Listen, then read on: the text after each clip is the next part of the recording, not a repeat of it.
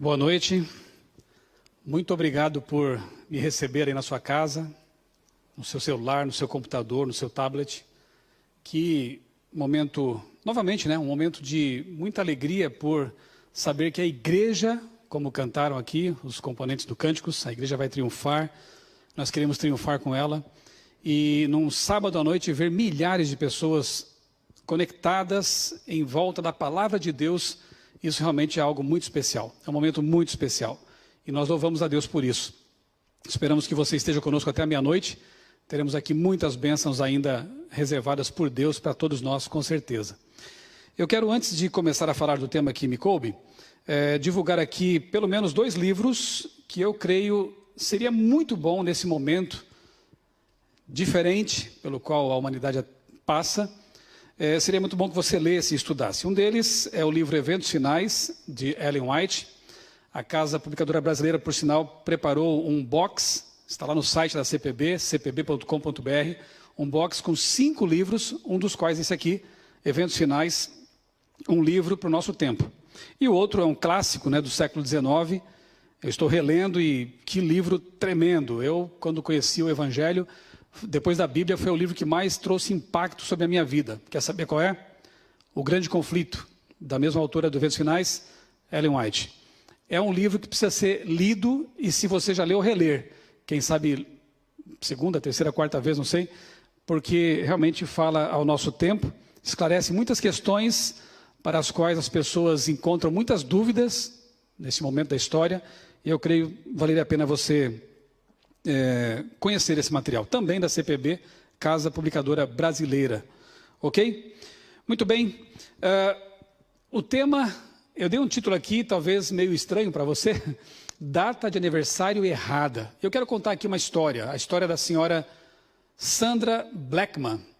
Por mais de 50 anos, essa senhora celebrou o aniversário dela, a suposta data de nascimento, no dia 10 de novembro.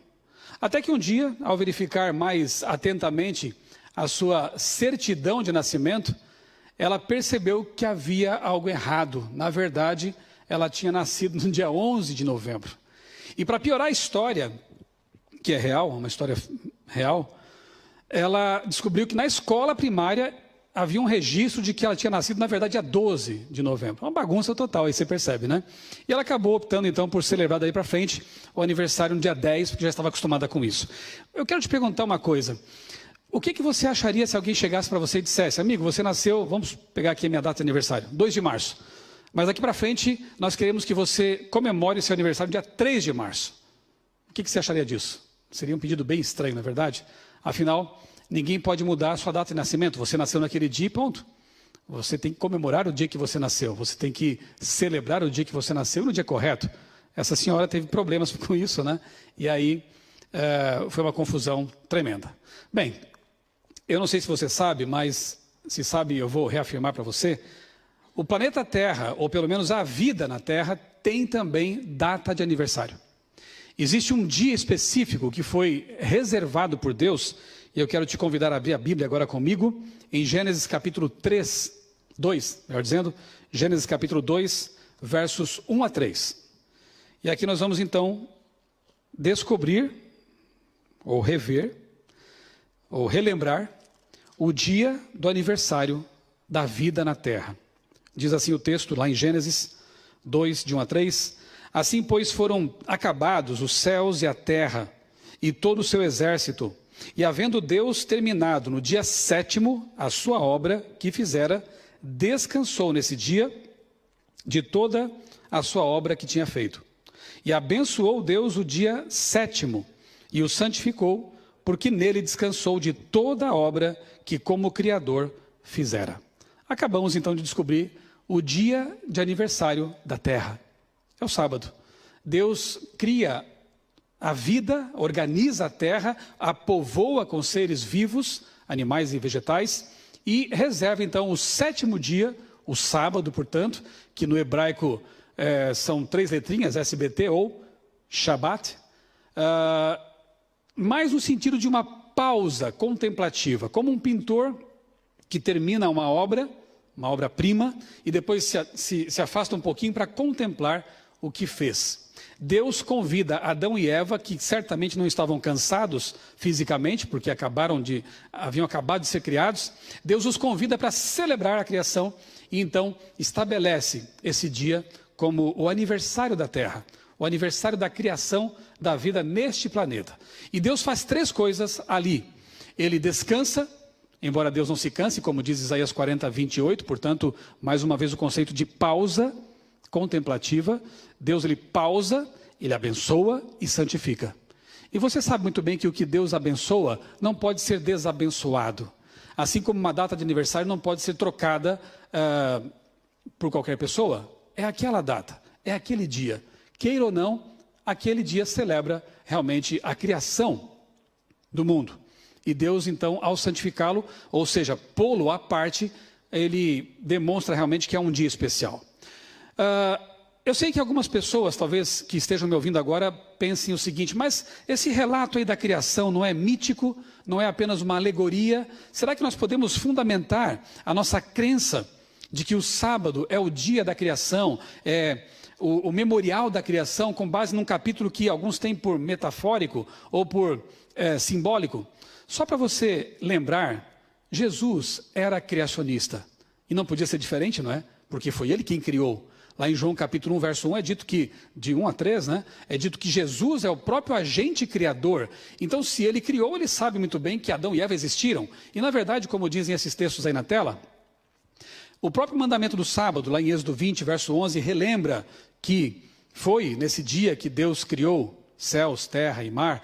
Ou seja, o mandamento só faz sentido se nós crermos que a semana da criação é histórica, é literal.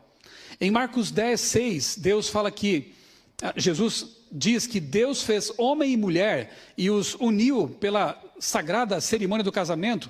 Se nós não crermos que Gênesis, os primeiros capítulos são literais, o casamento perde sentido e infelizmente tem perdido, por causa disso mesmo. Pela relativização do relato da criação. Há muitas pessoas hoje que acham que casamento é apenas uma união civil ou algo parecido. Não. O casamento, quando feito da forma como a Bíblia estabelece, uma união heteromonogâmica, ele é uma instituição que, como o sábado, vem lá do Éden, criada por Deus. Portanto, literal. Jesus se referiu a Adão e Eva como personagens históricos. Lá em Romanos 5,12, Paulo faz a mesma coisa. Por um só homem, ou seja, Adão, o pecado entrou no mundo. Paulo considerava Adão como personagem literal, histórico, real. Marcos 24, 37 e 39, ali Jesus relaciona o dilúvio à sua segunda vinda. Portanto, 2 eventos históricos, um futuro e um passado. Se o dilúvio não aconteceu, como está na Bíblia, por que vamos crer que a segunda vinda vai acontecer?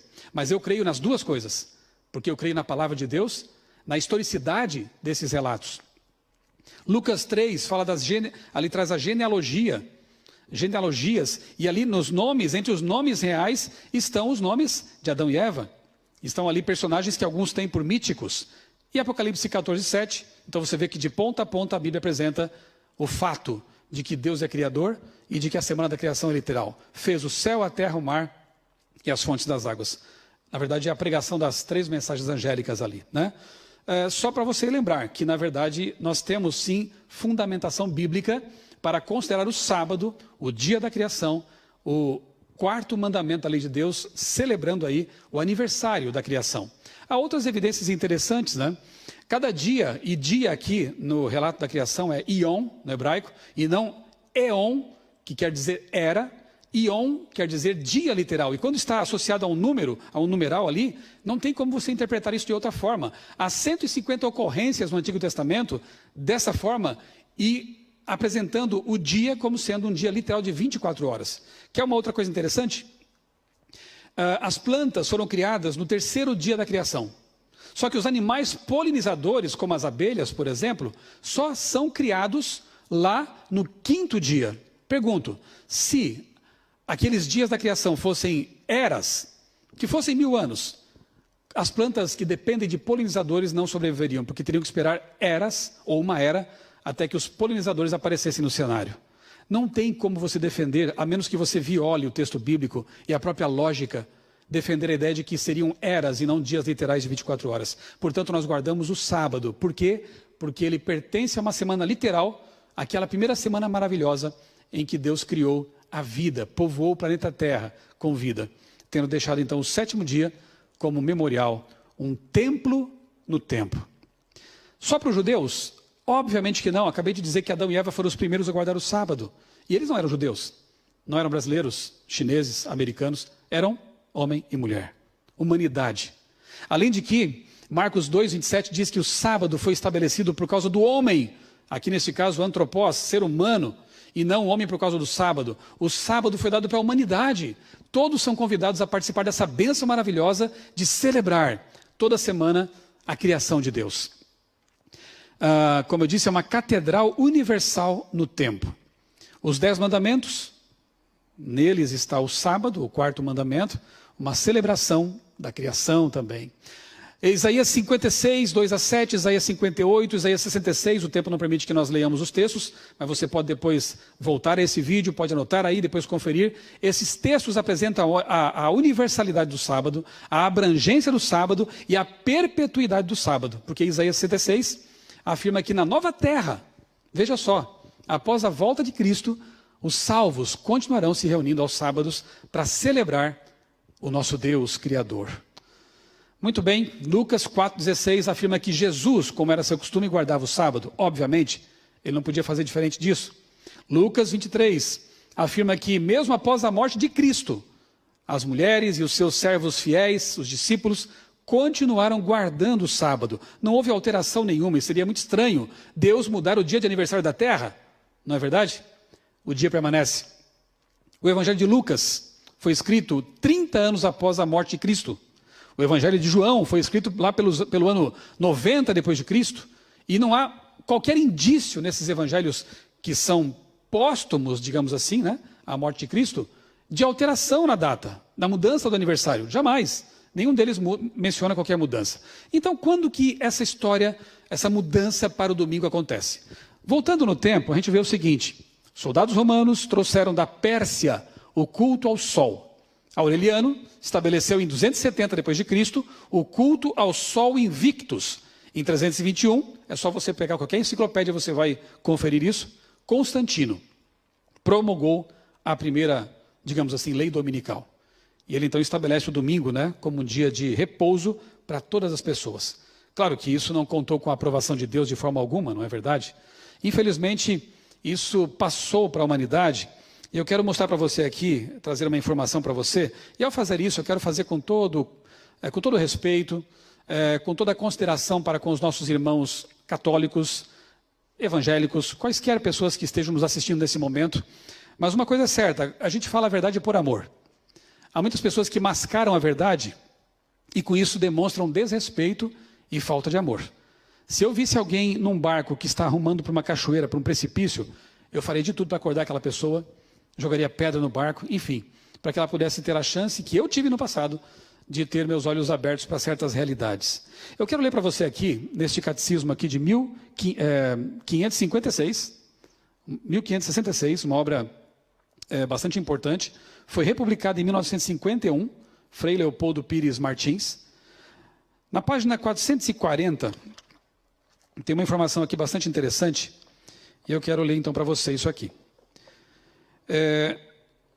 No catecismo, a gente encontra uma admissão de mudança pelo poder atribuído ou assumido pela igreja de então, para então trocar a celebração do sábado para o domingo. Ou seja, isso vem lá do Império Romano e, infelizmente, é transferido para o cristianismo por meio dessa determinação, dessa mudança aqui. Só que, obviamente, isso não conta com o aval da palavra de Deus.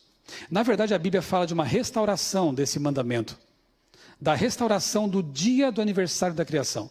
Lá em Daniel capítulo 7, verso 25, é dito que um poder representado lá pela ponta pequena, né, pelo chifre pequeno, que em Apocalipse é a besta, né, uma das bestas, esse poder ele se atreveria a mudar a lei de Deus, alterar os mandamentos de Deus. Mas em Ezequiel 20, 20 é dito que o sinal de Deus, o selo de Deus, ele está ali no mandamento do sábado. Mas por que você afirma isso? Bem, Apocalipse fala de uma marca da besta e também fala de um selo de Deus que será aplicado sobre a mente das pessoas. Interessante que a marca de Deus só pode ser assumida intelectualmente. Eu guardo o sábado porque eu creio nisso, porque está na Bíblia Sagrada, porque é um mandamento divino e não de homens. Mas a marca da besta, ela pode ser recebida na mente, porque alguns aceitam isso mesmo, ou na mão direita, símbolo de conveniências humanas, enfim, de uma aceitação não só intelectual, mas mais de conveniência. E Apocalipse 13 fala disso aí, Apocalipse 14, 6 e 7, também falam esses versos de uma restauração, de uma pregação final sobre o planeta Terra, e está sendo feita nessa noite, por sinal, que diz: temei a Deus e dá-lhe glória, porque é vinda a hora do seu juízo, e adorai a quem? Aquele que fez o céu, a terra, o mar e as fontes das águas. Aqui João praticamente faz um copiar e colar, lá de Êxodo 28 a 11, traz para o Apocalipse e diz: no fim dos tempos, a proclamação final vai envolver essa mensagem criacionista de que Deus é o Criador e de que Ele estabeleceu, sim, um dia especial para marcar isso, o memorial da criação, o aniversário da vida na Terra. Um selo antigo, ele continha pelo menos 3 características: o nome da autoridade que selava o documento, ele continha também o cargo dessa autoridade e a jurisdição. Para encurtar nosso tempo, que é curto mesmo, eu já vou adiantando que, se você ler os 10 mandamentos, e Isaías 8,16 diz que a lei seria selada no coração dos servos de Deus, portanto o selo está ali, nos 10 mandamentos, você encontra no 4º mandamento essas 3 características: o Senhor, Deus Criador, o cargo Criador e a jurisdição, todo o universo. Não é interessante isso? Apocalipse 11:19 menciona um santuário no céu. E naquele momento já não havia mais santuário terrestre. E dentro da arca são vistas as tábuas da lei. Sim, a lei que Deus quer selar no coração das pessoas. Não apenas uma obediência formalista, mas uma obediência por amor. Amor de uma criatura que reconhece a Deus como Criador. Muito bem, isso foi só um preâmbulo. Isso é apenas um estudo bíblico muito rápido, para você recordar alguns conceitos. E agora eu quero ler um trecho desse livro aqui, O Grande Conflito, na página 588. Veja que coisa séria o que ela escreve ali. Mediante os 2 grandes erros, a imortalidade da alma e a santidade do domingo, Satanás há de enredar o povo em suas malhas, em sua rede. Enquanto o primeiro, ou seja, a ideia de que a alma seria imortal, que vai ser tema da minha segunda pregação nesta noite. Enquanto o primeiro erro lança o fundamento do espiritismo, o último, a santidade do domingo, a pretensa santidade do domingo, cria um laço de simpatia com Roma. Os protestantes dos Estados Unidos serão os primeiros a estender as mãos através do abismo que havia no tempo dela. Hoje já existe uma ponte bem pavimentada, né? Estenderão essa mão para apanhar a mão do espiritismo. E estenderão também a mão sobre o abismo para abraçar o poder romano. E sobre a influência dessa tríplice união, este país, Estados Unidos, seguirá as pegadas de Roma, desprezando os direitos de consciência. Interessante que, pelo menos, no catecismo, há uma admissão de mudança. Alteramos porque cremos que a igreja tem poder sobre a palavra de Deus. Na verdade, é o contrário. A palavra de Deus é soberana e está acima, é nossa regra de fé e prática. Mas ficam em condição muito mais complicada aqueles protestantes que guardam esse dia, que não é o aniversário da criação, e assim tem que admitir que não o fazem com base no assim diz o Senhor, mas com base no assim diz aquela igreja. Então é uma situação muito complicada. Bem, uma tríplice união. Você já percebeu que, então, os 2 grandes erros, tanto o domingo quanto a imortalidade da alma, essa ideia não bíblica, tem que ver com essa falta de reconhecer a Deus como Criador? Olha o que diz lá em Gênesis 3, 4 e 5. Alguns dizem que é o capítulo mais triste da Bíblia, que é quando Adão e Eva, aceitando o engano de Satanás, se rebelam contra Deus. Disse a serpente à mulher: certamente não morrerão. Deus sabe que no dia em que dele comerem, o fruto da ciência do bem e do mal, seus olhos se abrirão e vocês serão como Deus, conhecedores do bem e do mal. Você percebe que aqui Satanás, ele apresenta para Adão e Eva uma ideia de independência de Deus, de serem mais do que podiam ser, e já era bom demais, ser filhos do Criador. Adão e Eva, vocês podem ser como Deus. E tem mais, vocês não vão morrer coisa nenhuma, como disse Deus. A desconfiança na palavra de Deus. Deus estabelece um dia, mas eu quero outro. Deus diz que eu não posso comer certas coisas, mas eu quero comer assim mesmo. E Deus é tão gentleman, Deus é tão bondoso, Deus é tão respeitador do livre-arbítrio humano e dos anjos, que Ele permite. E Ele permite que nós colhamos também as consequências disso. A palavra está escrita, os mandamentos estão aqui, as recomendações de Deus existem para o nosso bem, mas infelizmente o ser humano muitas vezes é teimoso e quer seguir por outros caminhos. Por que fazer isso? Aqui começa então a desconfiança de Deus, começa a rebelião e a ideia de independência. Veja o que diz ainda o grande conflito nessas 3 páginas. A profecia do capítulo 13 do Apocalipse declara que o poder representado pela besta com chifres semelhantes aos do cordeiro fará com que a terra e os que nela habitam adorem o papado, ali simbolizado pela besta semelhante ao leopardo. Uma clara ligação com Daniel capítulo 7, né? Eu não tenho tempo de explorar isso aqui agora. Esta profecia se cumprirá quando aquela nação, Estados Unidos da América, que são a segunda besta, a besta da terra, impuser a observância do domingo, que Roma alega ser um reconhecimento especial de sua supremacia. Na livre América do Norte, governantes, legisladores, a fim de conseguir o favor do público, cederão ao pedido popular de uma lei que imponha a observância do domingo. Até aqui eu falei de história. É só você ir aos livros de história e você vai conferir tudo o que eu falei. Daqui para frente, entramos num aspecto mais escatológico. O que vai acontecer? Mas peraí, você está dizendo que os Estados Unidos, a segunda besta do Apocalipse, e se você tem dúvida sobre isso, estude, por favor. Os Estados Unidos vão impor aquela marca, aquele sinal de autoridade romana à humanidade? Sim, é o que estamos dizendo aqui. E se você duvida, aguarde um pouquinho, isso vai acontecer.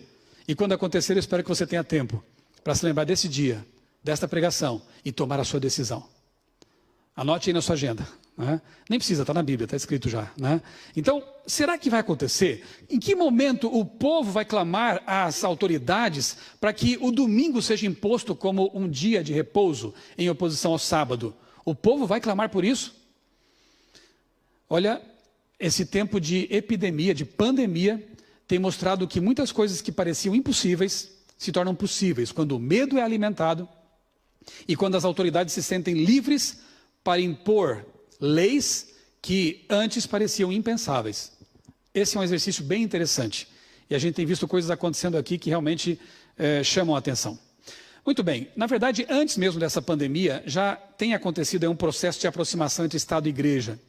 Nós, adventistas, repudiamos essa união entre Estado e Igreja, porque sempre que isso aconteceu na história, deu ruim, como dizem aí os que usam essa gíria, né? Deu ruim, sempre. Porque quando uma religião se torna hegemônica e tem o poder do Estado por trás, a perseguição acontece. Estude sobre o período de 538 a 1798 para você ver o que realmente foi esse período em que a igreja tinha plenos poderes para prender, matar, perseguir. Você conhece um pouco da Inquisição, não é? Sabe o que aconteceu lá. Será que isso poderia voltar? Será que uma situação dessa poderia voltar a acontecer nesse planeta? Eu assisti um tempo atrás um documentário no Netflix. Tem pouquíssima coisa lá que vale a pena ver, né? Mas esse aí é um documentário bem interessante, The Family, baseado no livro de um jornalista chamado Jeff Sharlet. Esse livro e esse documentário, derivado dele, mostram os porões, né, da política norte-americana e como a religião vem sendo usada como um fator de poder, de imposição. É muito interessante. E a gente vê realmente uma reaproximação entre igreja e Estado ali. Não vou dar spoiler, não tenho tempo de contar tudo, mas me chamou muita atenção esse documentário. E mesmo quando Trump foi eleito lá nos Estados Unidos, ele já havia feito algumas promessas à base do seu eleitorado, né, a base protestante ali do seu eleitorado, como, por exemplo, essa que saiu no El País. Trump promete derrubar barreira entre igreja e Estado. Ele já falava sobre a tal emenda Johnson, que separa esses dois, né, esses dois poderes. Ele queria derrubar essa emenda para reaproximar a igreja e o Estado. Frequentemente são vistas ali orações sendo feitas. Parece, em primeiro momento, muito bonito isso, muito interessante, mas, na verdade, causa preocupação, né, naqueles que conhecem as profecias. Não preocupação porque a gente vê, na verdade, que as coisas vão andando segundo o script bíblico. Sarah Sanders, porta-voz do governo americano. Deus quis que Donald Trump se tornasse presidente. Então ele passa a ser visto como uma espécie de Messias. aquele que realmente une essas duas facetas. Olha só, Mensagens Escolhidas, volume 3, página 392. Esse é um texto para mim muito interessante. Quando eu preguei aqui num desses sábados aí para trás, né, eu citei esse texto e vou citar algumas coisas que eu falei naquela ocasião, porque eu acho que nesse contexto elas são importantes. Se você quiser ver isso expandido, vá ao meu canal no YouTube, ou do NASP aqui de São Paulo, e procure o meu sermão O Mundo depois do 11 de setembro e do coronavírus. Eu trabalhei também essa questão aqui. O chamado mundo cristão será palco de grandes ações decisivas.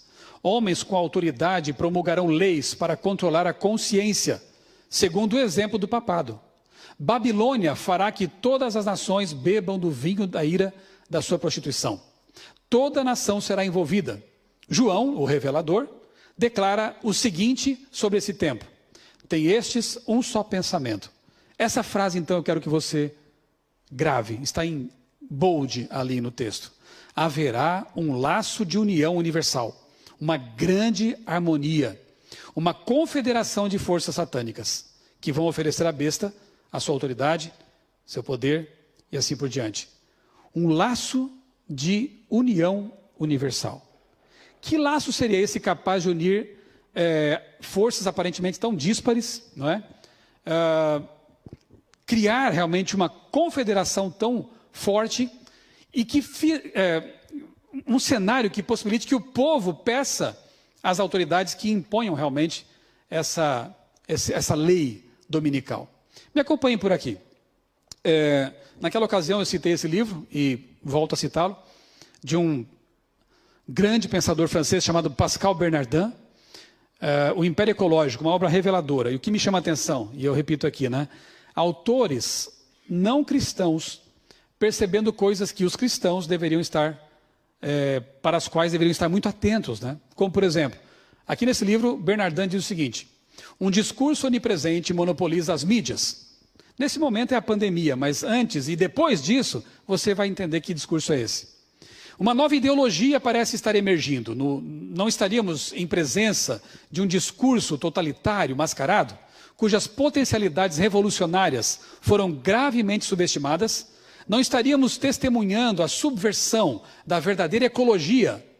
E ele expressa aqui uma coisa que nós pensamos, né? Mordomia com respeito à ecologia. Olha só, aquela que é respeito pela obra do Criador.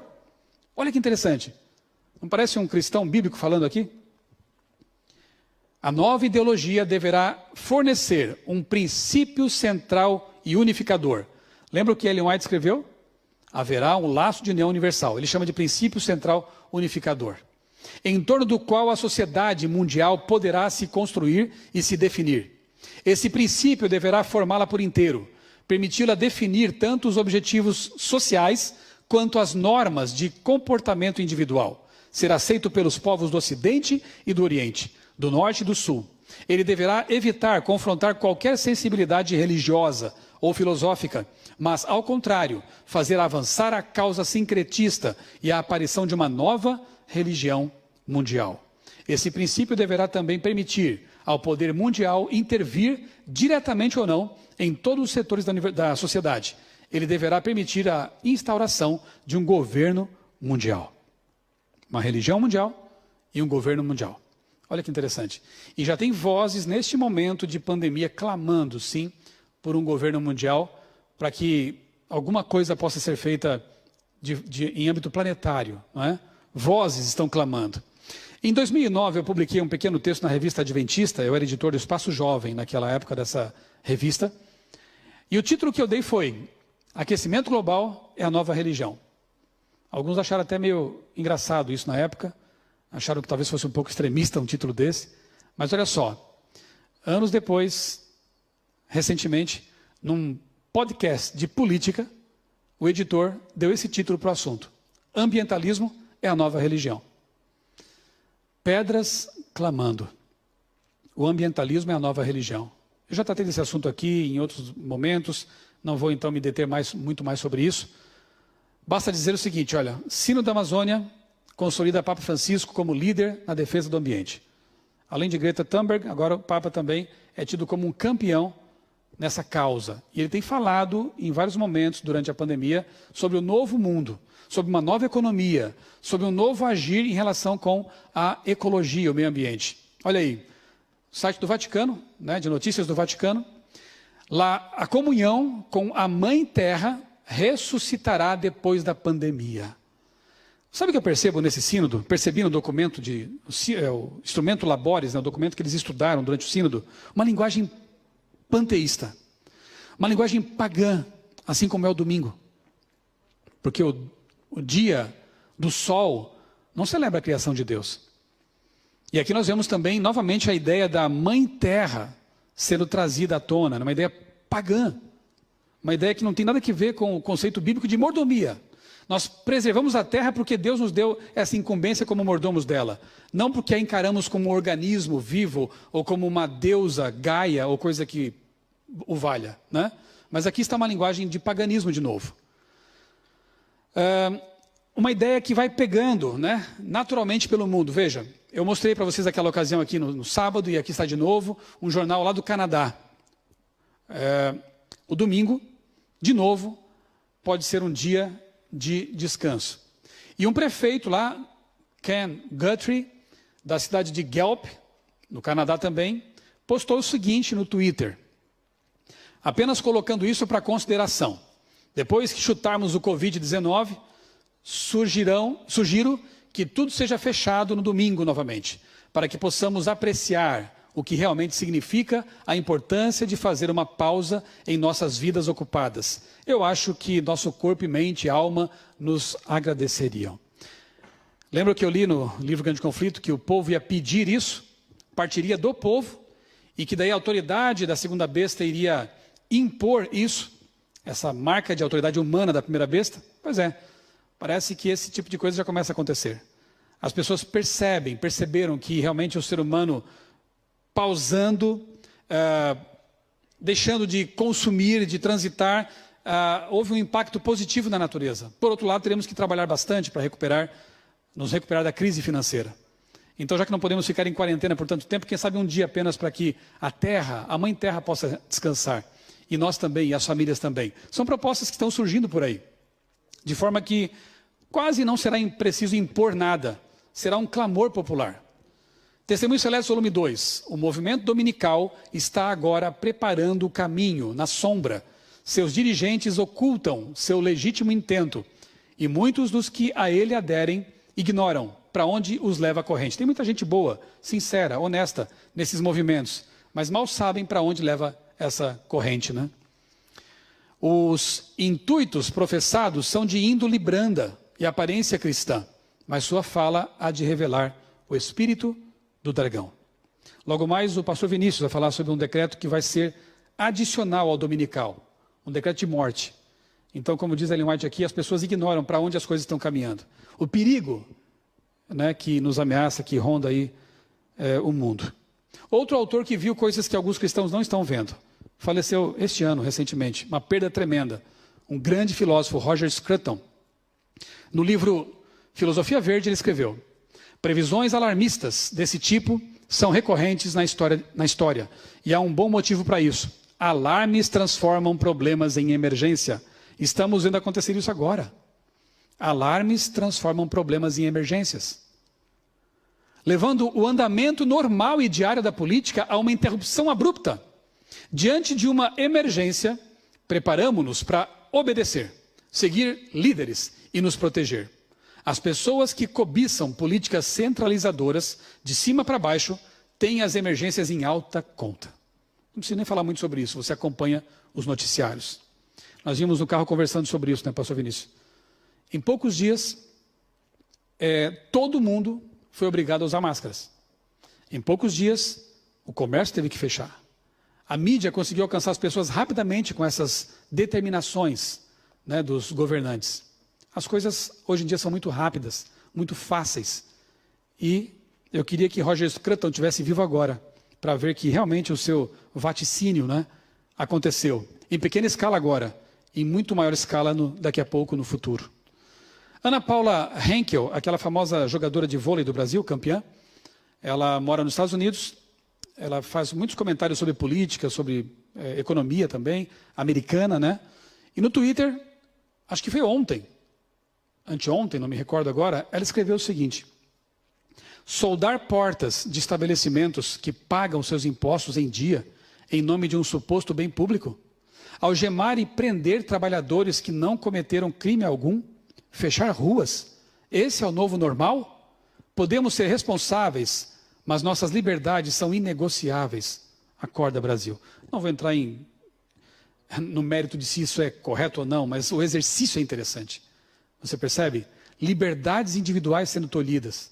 Pessoas sendo acostumadas a obedecer, alimentadas pelo medo.